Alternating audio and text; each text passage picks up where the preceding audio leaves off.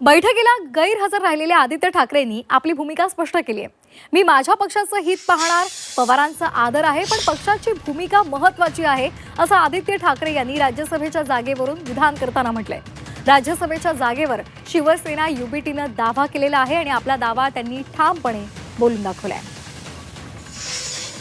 कुठच्याही व्यक्तीच्या नावाबद्दल आम्ही चर्चा करतच नाहीये आणि पवार साहेबांबद्दल सगळ्यांमध्ये मनामध्ये खरोखर आदर आहेच. पण पक्षाची भूमिका, मी माझ्या पक्षाची भूमिका मांडतो, मी माझ्या पक्षाचं हित बघणार.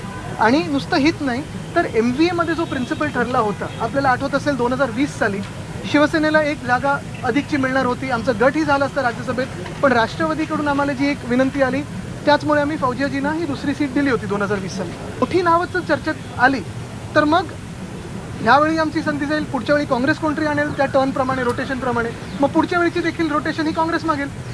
तर आमचं म्हणणं हे कुठेही न बिघडवता आमच्या ज्या 2 सीट्स आहेत, तुम्ही मला सांगा गेल्या 6 वर्षांचा जर ट्रॅक रेकॉर्ड आमच्या दोन्ही खासदारांचा, मी आता दोन्ही खासदारांची नावं पण नाही घेत, खासदार म्हणून शिवसेना उद्धव बाळासाहेब ठाकरे पक्षाचे